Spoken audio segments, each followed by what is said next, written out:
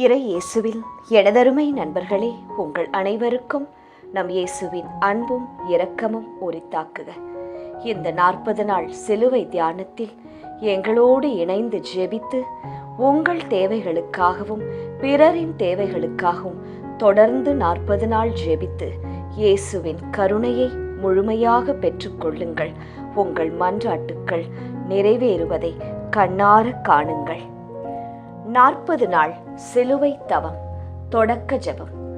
அன்பின் ஆண்டவராகிய இயேசுவே, சிலுவையின் வழியில் எங்களுக்காக வேதனைப்பட்டு உமது இரத்தத்தால் எங்களை மீட்ட இரக்கத்தின் ஆண்டவரே, என்று இந்த 40 நாள் சிலுவை தவத்தை உமது திரு முன்னிலையில் அர்ப்பணிக்கின்றோம். இந்த 40 நாட்களில் தொடர்ந்து நம்பிக்கையுடன், பக்தியுடன், மனத்தாழ்மையுடன் உமது சிலுவை பாதையை தியானிக்கும் அனைவர் மேலும் உமது அளவில்லா இரக்கத்தை பொழிய வேண்டுமென்று வேண்டுகின்றோம். இயேசுவே, இந்த தவத்தை விசுவாசத்துடன் நிறைவேற்றுவர்களின் இதயங்களை தொடும், அவர்களின் கண்ணீரை காணும், அவர்களின் மறை வேண்டுதல்களை நீர் கேட்டருளும். ஒவ்வொரு நாளும் உலகத்தின் முக்கிய தேவைகளுக்காக, குடும்பங்களுக்காக, நோயாளிகளுக்காக, மாணவர்களுக்காக, வேலை தேடுவோருக்காக, திருமணத்திற்காக, குழந்தை பாக்கியத்திற்காக, சமாதானத்திற்காக, நாட்டிற்காக, எங்கள் தனிப்பட்ட தேவைகளுக்காக நாங்கள் உமக்கு முன் ஜெபிக்கின்றோம். இந்த 40 நாள் தவத்தின் முடிவில் உமது சித்தத்தின்படி எங்கள் வாழ்க்கையில் அற்புதங்களை நிகழ்த்தும், எங்கள் வேண்டுதல்களை நிறைவேற்றும், எங்களுக்கு உமது இரக்கத்தை முழுமையாக அனுபவிக்க அருளும். இயேசுவே, உமது சிலுவையில் நாங்கள் அடைக்கலம் அடைகிறோம், உமது இரக்கத்தில் நாங்கள் நம்பிக்கை கொள்கிறோம், உமது அன்பில் நாங்கள் வாழ்கிறோம். தந்தை, மகன், தூய ஆவியின் நாமத்தில் ஆமேன். 40 நாள் சிலுவை தவம். நாள் 17. தனிப்பட்ட வேண்டுதல், என் எதிர்கால திட்டங்கள். பொதுவான வேண்டுதல், சமூக முன்னேற்றம். எரேமியா 29ஆம் அதிகாரம் 11ஆம் திருவசனம். நான் உங்களுக்காக வைத்திருக்கிற திட்டங்களை நான் அறிவேன், அவை தீங்கிற்கல்ல, சமாதானத்திற்கே, உங்களுக்கு நம்பிக்கையுள்ள எதிர்காலத்தை அளிப்பதற்கே. ஜெபம். திட்டங்களை நிறைவேற்றும் ஆண்டவரே இயேசுவே, சிலுவையின் பாதையை தெரிந்தும் மனித குல ரட்சிப்பிற்காக அதை ஏற்றுக்கொண்ட அன்பு இரட்சகரே, என் எதிர்கால திட்டங்களை உமது திருவுளத்திற்கு ஒப்படைக்கிறேன். நான் நினைப்பது அல்ல, நீர் நினைப்பதே என் வாழ்வில் நிறைவேறட்டும். சிலுவையில் நீர் அனுபவித்த வேதனை எங்கள் சமூகத்தின் இருளை அகற்றும் ஒளியாக மாறட்டும். நீதியும் நேர்மையும் அன்பும் வளர்ந்து சமூக முன்னேற்றம் உமது ஆசிர்வாதத்தில் அமையட்டும். என் பாதைகளை நீர் நடத்தி என் முயற்சிகளை உமது சிலுவை அருளால் நிலைநிறுத்தும். சிலுவையின் தியாக இயேசுவே, என் எதிர்காலத்தையும் சமூகத்தையும் உமக்கே ஒப்படைக்கின்றேன். ஆமேன். சிலுவை பாதை. முன்னுரை. சுற்றும் வரை பூமி, சுடும் வரை நெருப்பு, போராடும் வரைதான் மனிதன் என்பார்கள். ஆம், போராட்டம் இல்லா வாழ்வு செத்த வாழ்வு. ஒவ்வொருவருக்கும் வாழ்வில் பல சவால்கள் உண்டு. இறை விருப்பம் நம்மில் நிறைவேற இயேசு கிறிஸ்துவை போல சுயநலம் இல்லாது, பாவத்திற்கு சிறிதேனும் இடம் தராது புண்ணிய வாழ்வுக்கு நம்மையே நாம் அர்ப்பணிக்க வேண்டும். இதுதான் கிறிஸ்தவனாக வாழ்வதற்கான பெரிய சவால்.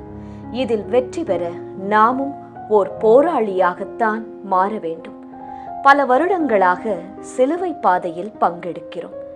மனதுருக மன்றாடி மீண்டும் சிறு சிறு தவறுகளுக்கு இடம் கொடுத்து கொண்டுதான் இருக்கின்றோம் என்று நமக்கு தெரிய வருகின்றது.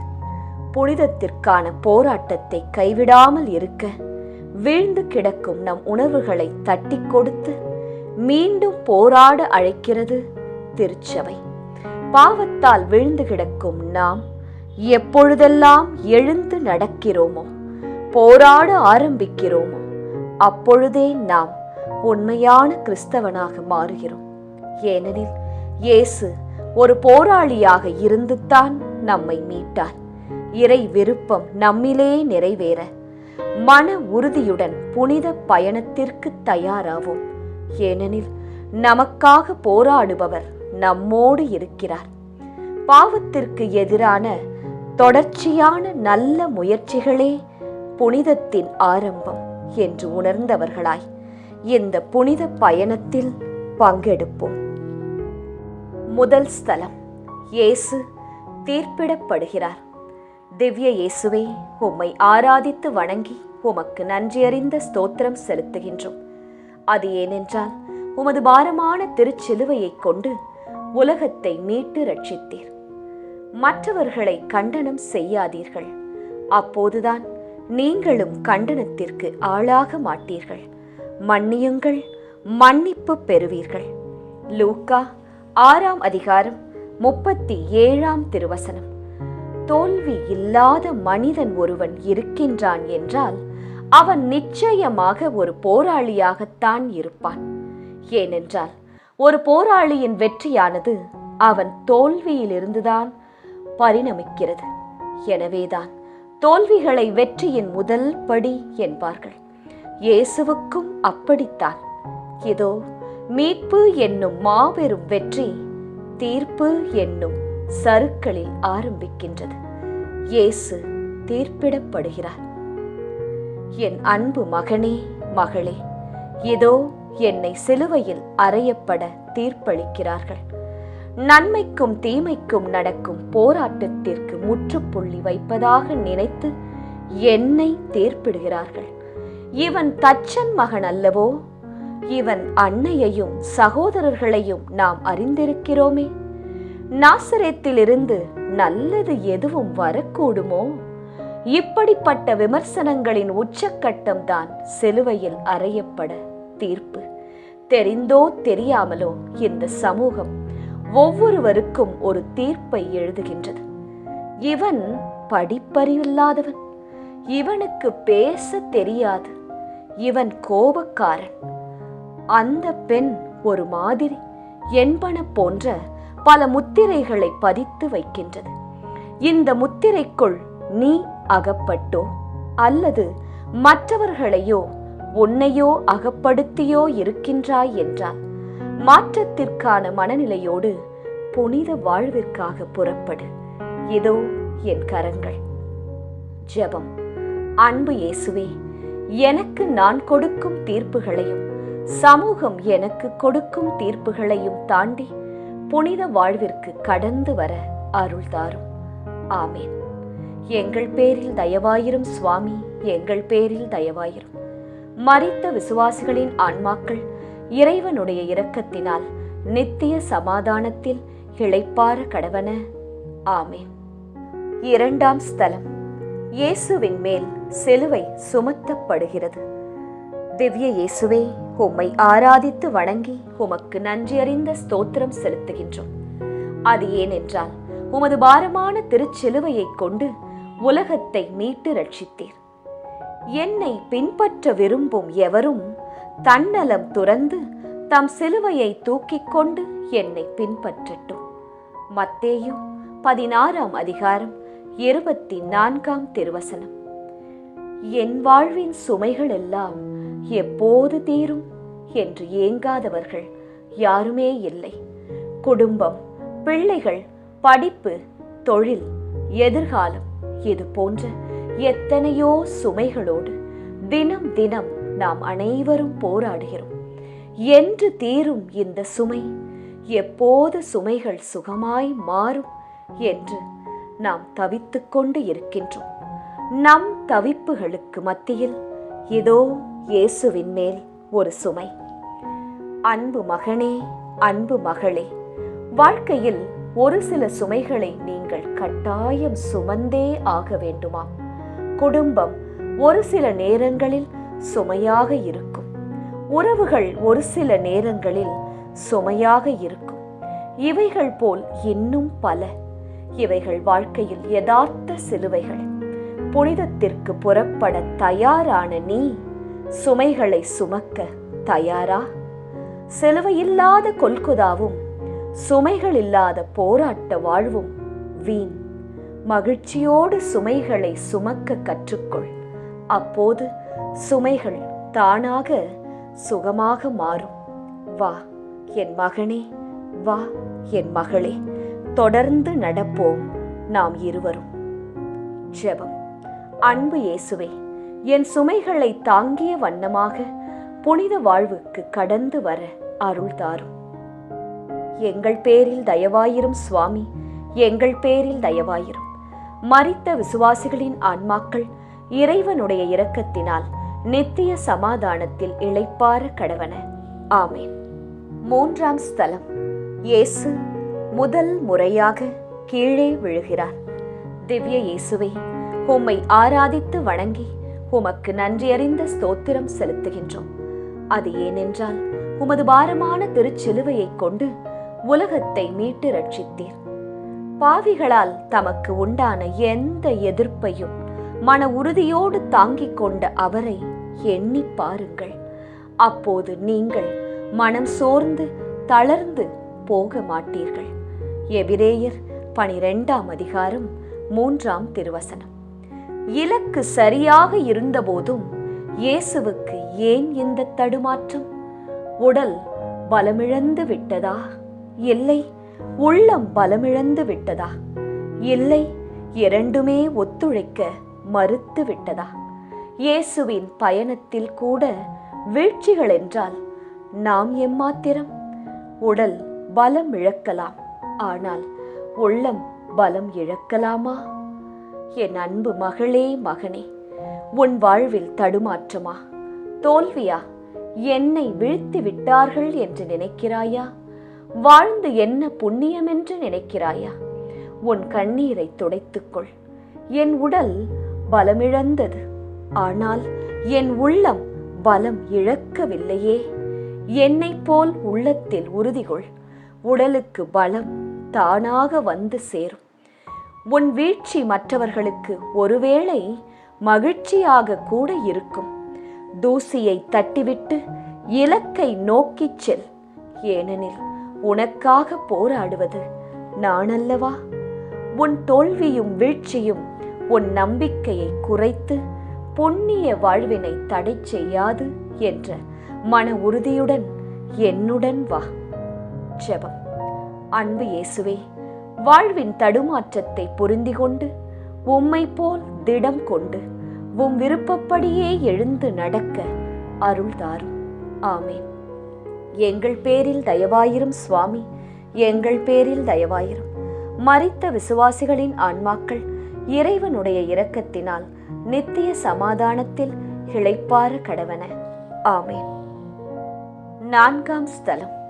இயேசு தன் தாய் மரியாளை சந்திக்கிறார். திவ்ய இயேசுவை, உம்மை ஆராதித்து வணங்கி உமக்கு நன்றியறிந்த ஸ்தோத்திரம் செலுத்துகின்றோம். அது ஏனென்றால் உமது பாரமான திருச்சிலுவையை கொண்டு உலகத்தை மீட்டு ரட்சித்தீர். விண்ணுலகில் உம்மையன்றி எனக்கு இருப்பவர் யார்? மண்ணுலகில் வேறு விருப்பம் உம்மையன்றி எனக்கு ஏதுமில்லை. திருப்பாடல்கள் 73ஆம் அதிகாரம் 25ஆம் திருவசனம். ஒரு சில நேரங்களில் ஒரு சிலரிடம் சற்று பேசினாலே நமது மனம் சற்றே இலகி போகின்றது, மனதில் பாரம் குறைந்து போகின்றது. இதை போன்றுதான் இயேசு தம் அன்பு தாயை சந்திக்கிறார். அன்னை மரியின் சந்திப்பு இயேசுவை கல்வாரியில் இருந்து பிரிக்கும் சந்திப்பு அல்ல, மாறாக கல்வாரிக்கு உரம் சேர்க்கும் சந்திப்பு. என் அன்பு மகளே, மகனே, என் தாயின் சந்திப்பு அன்பு சந்திப்பு. ஆனால் அந்த அன்பு என்னை போராட்ட வாழ்விலிருந்து பிரித்து விடவில்லை, மாறாக போராட கரம் கொடுக்கும் சந்திப்பாக அமைகிறது. பிரச்சனைகள் இல்லாத, கஷ்டம் இல்லாத வாழ்வை இறைவன் கொடுக்க வேண்டும் என்பதை விட என் பிரச்சனைகளில், கஷ்டத்தில் இறைவன் உடனிருக்க வேண்டும் என்ற எண்ணத்தோடு வாழ பழகிக்கொள். ஏனெனில் கிறிஸ்தவ வாழ்வு போராட்ட வாழ்வு. கிறிஸ்தவ மீட்பென்பது சிலுவை வழி மீட்பு. இந்த மீட்புதான் என் தந்தையின் விருப்பம். வா அன்பு மகனே, மகளே, தொடர்ந்து பயணிப்போம். ஜெபம். அன்பு இயேசுவே, என் பிரச்சனைகளில் உம் உடனிருப்புத்தான் என் பலம் என்பதை உணர்ந்து எனக்கு நல்ல மனதுடன் வாழ கற்றுத்தாரும். ஆமேன். எங்கள் பேரில் தயவாயிரும் சுவாமி, எங்கள் பேரில் தயவாயிரும். மரித்த விசுவாசிகளின் ஆன்மாக்கள் இறைவனுடைய இரக்கத்தினால் நித்திய சமாதானத்தில் இளைப்பாற கடவன. ஆமேன். 5ஆம் ஸ்தலம். இயேசுவின் சிலுவையை சீமோன் சுமக்கிறார். திவ்ய இயேசுவே, உம்மை ஆராதித்து வணங்கி உமக்கு நன்றியறிந்த ஸ்தோத்திரம் செலுத்துகின்றோம். அது ஏனென்றால் உமது பாரமான திருச்சிலுவையை கொண்டு உலகத்தை மீட்டு ரட்சித்தீர். நன்மை செய்ய கற்றுக்கொள்ளுங்கள், நீதியை நாடி தேடுங்கள், ஒடுக்கப்பட்டோருக்கு உதவி செய்யுங்கள். எசாயா 1ஆம் அதிகாரம் 17ஆம் திருவசனம். சுமைகள் ஏன் நமக்கு பாரமாக இருக்கிறது தெரியுமா? உண்மையில் நாம் அதை கட்டாயத்தின் பேரில் சுமப்பதால்தான். கருவை தாங்கும் தாய்க்கு குழந்தை ஏன் சுமையாகவில்லை? ஏனென்றால் அவள் சுமை கட்டாயத்தின் பேரில் வந்தது அல்ல. எனவேதான் சுமையை சுகமாக சுமக்கிறார். அன்பு மகளே, மகனே, இதுவரை சுகமாய் தூக்கி வந்த என் சிலுவையை சீரேனே ஊரைச் சேர்ந்த சீமோன் கட்டாயத்தின் பேரில் சுமக்கிறான். எனவேதான் அது சுமையாய் மாறுகிறது. அன்பாய் செய்யும் போது சுகமாகவும், கட்டாயத்தின் பேரில் செய்யும் போது சுமையாக மாறுவது யதார்த்தம். நல்லவனாகவும் பிறர் அன்பு உள்ளவனாகவும் புனித வாழ்வில் நிலைத்து இருப்பவனாகவும் வாழ்வது கட்டாயம் என்று நினைத்தால் அது சுமையாய் மாறிவிடும். நல்லவனாயும் மனித நேயம் உள்ளவனாகவும் வாழ்வது என் சுதந்திரம், அதுவே என் தந்தையின் விருப்பம் என்று நாம் நினைத்தால் அது சுகமாய் மாறும். ஜெபம். அன்பு இயேசுவே, என் சுமைகளை சுதந்திரமாய் சுமக்க எனக்கு அருள் தாரும். ஆமேன். எங்கள் பேரில் தயவாயிரும் சுவாமி, எங்கள் பேரில் தயவாயிரும். மரித்த விசுவாசிகளின் ஆன்மாக்கள் இறைவனுடைய இரக்கத்தினால் நித்திய சமாதானத்தில் இளைப்பாற கடவன. ஆமேன். 6ஆம் ஸ்தலம். இயேசுவின் முகத்தை வெரோனிக்கா துடைக்கிறார். திவ்ய இயேசுவே, உம்மை ஆராதித்து வணங்கி உமக்கு நன்றியறிந்த ஸ்தோத்திரம் செலுத்துகின்றோம். அது ஏனென்றால் உமது பாரமான திருச்சிலுவையை கொண்டு உலகத்தை மீட்டு ரட்சித்தீர். இவ்வாறு நீங்கள் நன்மையை செய்ய முன்வருவதன் மூலம் மதிகெட்ட அறிவிலிகளை வாயடைக்கச் செய்ய வேண்டும் என்பதே கடவுளின் திருவுளம். 1 பேதுரு 2ஆம் அதிகாரம் 15ஆம் திருவசனம். இயேசுவின் கல்வாரி பாதையில் இதோ இயேசுவுக்கு இன்னும் ஒரு தாய்.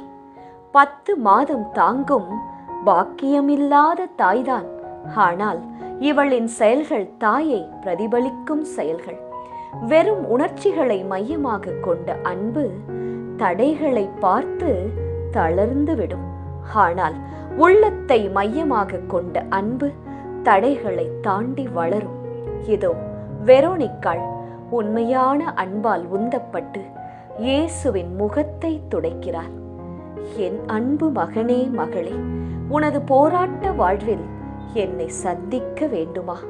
அப்படி என்றால் இதோ இந்த வெரோனிக்காவை போல் பல தடைகளை தாண்ட வேண்டும். நீ உன் சுயநலம், அந்தஸ்து, பதவி, உன் அடையாளம் இவைகளை தாண்டி வர வேண்டும்.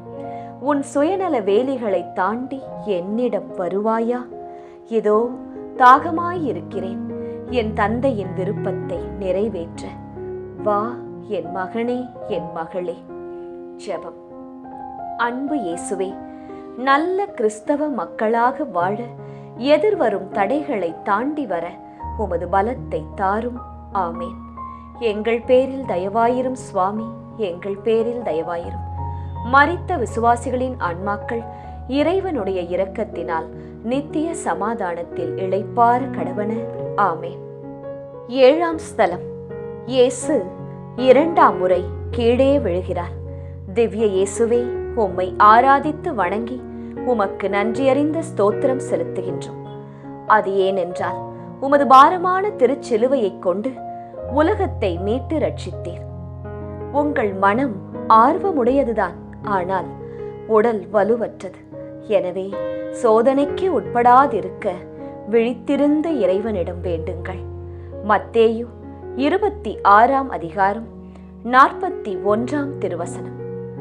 துவக்கம் நன்றாக இருக்கும்போது இந்த உலகம் கைதட்டி பார்க்கிறது, பாராட்டுகிறது. ஆனால் இடையில் தடுமாறும் போது கர ஒலிகள் அனைத்தும் விமர்சன ஒலிகளாக மாறிவிடுகிறது. எனக்கு அப்பவே தெரியும், இவனால முடியாது, இவனுக்கு ஏன் இந்த வேண்டாத வேலை? இது போன்ற பல விமர்சனங்களை நீங்கள் கேட்கலாம். ஏதோ உறுதியோடு ஆரம்பித்த இயேசுவின் புரட்சி பயணத்தில் இடைச்செருக்காக வந்த 2ஆம் வீழ்ச்சி. இயேசு 2ஆம் முறை தரையில் வீழ்கிறார். விண்ணுக்கும் மண்ணுக்கும் இடையே போராட்டத்தில் இதோ மண் 2வது முறையாக மிரட்டி பார்க்கின்றது. ஆம், என் அன்பு மகளே, மகனே, நான் மாற வேண்டும், என் சிந்தனை மாற வேண்டும், என் செயல்கள் மாற வேண்டும் என்ற உறுதியோடு ஆரம்பித்த உன் முயற்சியில் நிலைத்து நிற்க முடியாமல் வீழ்ந்து விட்டாயா? உடலுக்கும் ஆன்மாவிற்கும் நடக்கும் போராட்டத்தில் உடல் வென்று விட்டதென்று நினைக்கிறாயா? இல்லை, இது உன் பயணத்தில் வந்த சறுக்கல்கள், அவ்வளவுதான். மீண்டும் எழுந்து நடக்க கற்றுக்கொள். ஏனெனில் கல்வாரி இன்னும் சற்று தொலைவில் தான் உள்ளது. புனித வாழ்வென்பது நல்லவற்றிற்காக இன்னும் சற்று முயற்சிக்கும் போராட்டம்தான். துணிவுக்குள், எழுந்து நட. ஜெபம். அன்பு இயேசுவே, என் வாழ்வில் வரும் சறுக்கல்களை என் வாழ்வின் செதுக்கல்களாக மாற்றிக்கொள்ள அருள் தாரும். ஆமேன். எங்கள் பேரில் தயவாயிரும் சுவாமி, எங்கள் பேரில் தயவாயிரும். மரித்த விசுவாசிகளின் ஆன்மாக்கள் இறைவனுடைய இரக்கத்தினால் நித்திய சமாதானத்தில் இளைப்பாற கடவன. ஆமேன். 8ஆம் ஸ்தலம். இயேசு எருசலேம் பெண்களுக்கு ஆறுதல் கூறுகிறார். திவ்ய இயேசுவே, உம்மை ஆராதித்து வணங்கி உமக்கு நன்றியறிந்த ஸ்தோத்திரம் செலுத்துகின்றோம். அது ஏனென்றால் உமது பாரமான திருச்சிலுவையைக் கொண்டு உலகத்தை மீட்டு ரட்சித்தீர். காலம் நிறைவேறிவிட்டது, இறையாட்சி நெருங்கி வந்துவிட்டது. மனம் மாறி நற்செய்தியை நம்புங்கள். மார்க்கு 1ஆம் அதிகாரம் 15ஆம் திருவசனம். வார்த்தைகளாலும் செயல்களாலும் வெளிப்படுத்த முடியாத உணர்வுகளை கண்ணீர் வெளிப்படுத்திவிடும். இதோ இயேசுவின் மேல் உள்ள பரிதவிப்பை தங்கள் கண்ணீரால் வெளிப்படுத்துகிறார்கள் எருசலேம் பெண்கள். பாவத்தால் கரைப்பட்ட இம்மனிதத்தை உங்கள் கண்ணீரால் அல்ல, என் செந்நீரால் கழுவ இருக்கின்றேன் என்று புரிய வைக்கிறார் இயேசு. அன்பு மகனே, மகளே, உன் வாழ்க்கையில் வரும் துயரங்களை எருசலேம் பெண்களைப் போன்று கண்ணீரோடு நிறுத்திவிடாதே. உமது துயரங்களையும் போராட்டங்களையும் என்னை போல வெற்றி கொண்டு நிறுத்த வேண்டும். உன் கண்ணீர் துளிகளை பன்னீர் துளிகளாக மாற்ற புனித வாழ்விற்கான போராட்டத்தை பலமாக்குவது உன் பொறுப்பு. என் அருள் உனக்கு போதும். உன் பலவீனத்தில் என் பலம் பூரணமாய் விளங்கும். தொடர்ந்து வா. ஜெபம். அன்பு இயேசுவே, என் முயற்சிகளை கண்ணீரோடு நிறுத்தி விடாமல் இறுதி வரைக்கும் போராடும் மனப்பக்குவத்தை தந்தருளும். ஆமேன். எங்கள் பேரில் தயவாயிரும் சுவாமி, எங்கள் பேரில் தயவாயிரும். மரித்த விசுவாசிகளின் ஆன்மாக்கள் இறைவனுடைய இரக்கத்தினால் நித்திய சமாதானத்தில் இளைப்பாற கடவன. ஆமேன். 9ஆம் ஸ்தலம். இயேசு 3ஆம் முறை கீழே விழுகிறார். திவ்ய இயேசுவே, உம்மை ஆராதித்து வணங்கி உமக்கு நன்றியறிந்த ஸ்தோத்திரம் செலுத்துகின்றோம். அது ஏனென்றால் உமது பாரமான திருச்சிலுவையைக் கொண்டு உலகத்தை மீட்டு ரட்சித்தீர். சிலுவையின் மீது தம் உடலில் நம் பாவங்களை அவரே சுமந்தார். நாம் பாவங்களுக்கு இறந்து நீதிக்காக வாழ்வதற்கே இவ்வாறு செய்தார். திருப்பாடல்கள் 73ஆம் அதிகாரம் 25ஆம் திருவசனம். இயேசுவின் சிலுவை பயணத்தில் அவர் 3 முறை மட்டும் விழவில்லை. மாறாக வீழ்ச்சிகள், தடுமாற்றங்களுக்கு மத்தியில்தான் கல்வாரியை அடைகிறார். வேண்டிய மட்டும் அடித்து அடித்து கேவலப்படுத்திய வீரர்களே சோர்ந்திருக்கும் போது மனித வலுவில் சிலுவை சுமக்கும் இயேசு மீண்டும் சோர்ந்து போய் மண்ணில் சாய்வது யதார்த்தம்தானே? இதோ இயேசு மீண்டும் மண்ணில் விழுகிறார். அன்பு மகனே, மகளே, உன் மனமாற்றத்திற்காக நான் விழுகிறேன். மனம் மாற மறுக்கும் உன் உள்ளத்தை சற்று என் மீது செலுத்து. ஆனால் கட்டாயத்தின் பேரில் அல்ல. வீழ்ந்து கிடக்கும் உன்னை தொட நான் தயார். எனக்கு வேண்டியதெல்லாம் ஆம் என்னும் உன் சுதந்திர அனுமதி, அவ்வளவுதான். என் தாயின் ஆம் என்ற சொல்தான் மனுகுல மீட்பின் ஆரம்பம். இதே வார்த்தையைத்தான் முன்னில் எதிர்பார்த்து இதோ எழுகிறேன். ஜெபம். அன்பு இயேசுவே, என் மனமாற்றத்திற்கு தடையாக இருப்பதை விலக்கி வைக்க என் மனதிற்கு பலத்தை தாரும். ஆமேன். எங்கள் பேரில் தயவாயிரும் சுவாமி, எங்கள் பேரில் தயவாயிரும். மரித்த விசுவாசிகளின் ஆன்மாக்கள் இறைவனுடைய இரக்கத்தினால் நித்திய சமாதானத்தில் இளைப்பாற கடவன. ஆமேன். 10ஆம் ஸ்தலம். இயேசுவின் ஆடைகளை களைகிறார்கள். திவ்ய இயேசுவே, உம்மை ஆராதித்து வணங்கி உமக்கு நன்றியறிந்த ஸ்தோத்திரம் செலுத்துகின்றோம். அது ஏனென்றால் உமது பாரமான சிறுச்சிலுவையை கொண்டு உலகத்தை மீட்டு ரட்சித்தீர். கிறிஸ்துவும் உங்களுக்காக துன்புற்று ஒரு முன்மாதிரியை வைத்து சென்றுள்ளார். எனவே நீங்கள் அவருடைய அடிச்சுவடுகளை பின்பற்றுங்கள். இதற்காகவே அழைக்கப்பட்டு உள்ளீர்கள். 1 பேதுரு 2ஆம் அதிகாரம் 21ஆம் திருவசனம். வியர்வையாலும் இரத்தத்தாலும் நனைந்திருக்கும் இயேசுவின் உடைகளை களைகிறார்கள். அதில் அந்த ஆடை யாருக்கு என்பதற்காக சீட்டு போட்டு தேர்ந்தெடுக்கிறார்கள். ஆனால் உண்மையில் விலைமதிப்பு இல்லாதது அந்த ஆடைக்குள் இருந்த இயேசுவின் உடல்தான். மூடர்கள் முத்தை விட்டுவிட்டு சிப்பியை எடுத்துக் கொள்கிறார்கள். அன்பு மகளே, மகனே, சுதந்திரம் என்பது இன்னொரு வார்த்தையில் சொல்ல வேண்டுமென்றால் அதை தேர்ந்தெடுத்தல் என்று சொல்லலாம். நன்மை, தீமை, பாவம், புண்ணியம், உண்மை, பொய், இவைகளுக்கு மத்தியில் எதை நீ தேர்ந்தெடுக்க விரும்புகிறாய்? என் அன்பு பிள்ளாய், சுதந்திரத்தின் உண்மை பொருளை உணர்ந்து நன்மையை தேர்வு செய்து புண்ணிய வாழ்வில் உன்னை ஒன்றிணைக்க தயாராக. ஜெபம். அன்பு இயேசுவே, என் புனித வாழ்விற்கு நன்மைகளை விருப்பத்தோடு தேர்ந்து கொள்ள அருள் தாரும். ஆமேன். எங்கள் பேரில் தயவாயிரும் சுவாமி, எங்கள் பேரில் தயவாயிரும். மரித்த விசுவாசிகளின் ஆன்மாக்கள் இறைவனுடைய இரக்கத்தினால் நித்திய சமாதானத்தில் இளைப்பாற கடவன. ஆமேன். 11ஆம் ஸ்தலம். இயேசு சிலுவையில் அறையப்படுகிறார். திவ்ய இயேசுவே, உம்மை ஆராதித்து வணங்கி உமக்கு நன்றியறிந்த ஸ்தோத்திரம் செலுத்துகின்றோம். அது ஏனென்றால் உமது பாரமான திருச்சிலுவையை கொண்டு உலகத்தை மீட்டு ரட்சித்தீர். நமக்கு எதிராக ஒப்பந்த விதிகள் பல கொண்ட கடன் பத்திரத்தை அவர் அழித்து விட்டார். அதை சிலுவையில் வைத்து ஆணியடித்து அறவே ஒழித்து விட்டார். கொலோசியர் 2ஆம் அதிகாரம் 14ஆம் திருவசனம். முன்பு ஆடைகளை களைந்தார்கள், இப்போது உயிரை களைகிறார்கள். முன்பு இயேசுவின் மேல் சிலுவை, இப்போது சிலுவையின் மேல் இயேசு. அவமானத்தின் உச்ச கட்டமாக இயேசுவை சிலுவையில் தொங்க விடுகிறார்கள். இனி சிலுவை வேறு, இயேசு வேறு அல்ல. அன்பு மகனே, மகளே, சிலுவையை என்னிடமிருந்து பிரித்தால் நான் வந்த நோக்கமே பொய்யாய் போகும். சிலுவை என் இலக்கு, அதில் ஆணிகள் என் பரிசு. இதோ என் இலக்கில் நான் ஒன்றித்து விட்டேன். புனித வாழ்வென்னும் உன் இலக்கில் நீ ஒன்றிப்பது எப்போது? ஜெபம். அன்பு இயேசுவே, மாற வேண்டும் என்று என் இலக்கில் எப்போதும் என் மனம் ஒன்றித்து இருக்க அருள் தாரும். ஆமேன். எங்கள் பேரில் தயவாயிரும் சுவாமி, எங்கள் பேரில் தயவாயிரும்.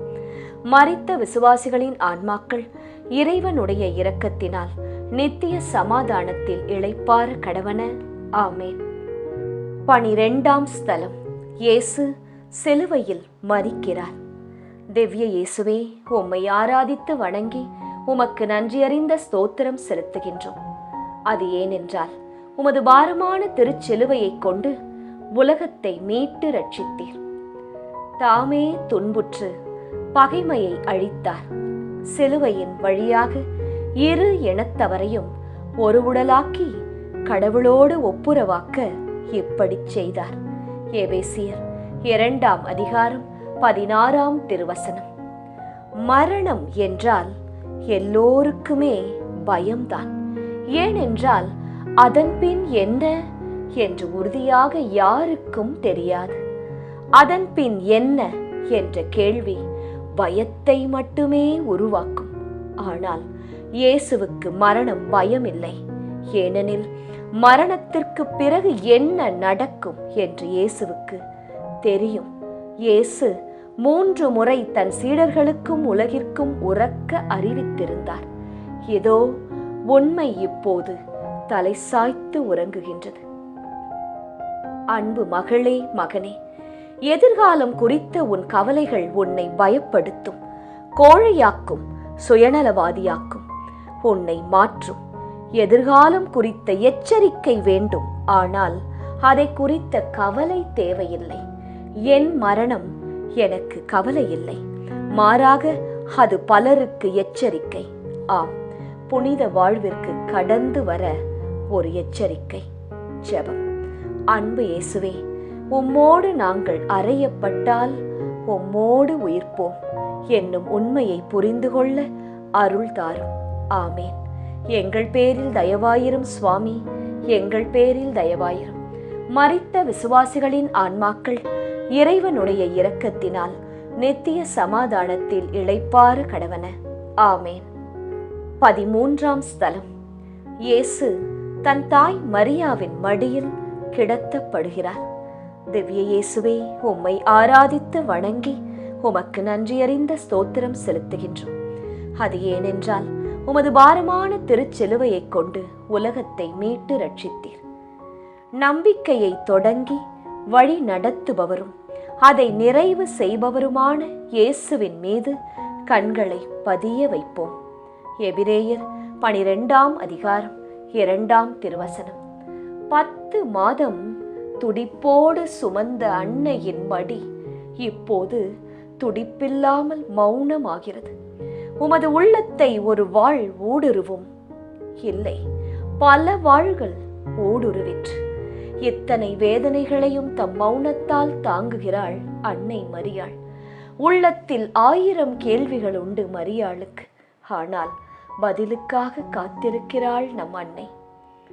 அன்பு மகளே, மகனே, புனிதத்திற்கான போராட்ட வாழ்வில் உள்ளத்தை நொறுங்க செய்யும் பல கேள்விகள் மலையாய் உதிக்கும். கெட்டவன் நன்றாகத்தானே வாழ்கிறான், நல்லவர்களுக்கு மட்டும் ஏன் இந்த நிலை? உலகம் நல்லவர்களை அடையாளம் கண்டுகொள்வதே இல்லையே, ஏன்?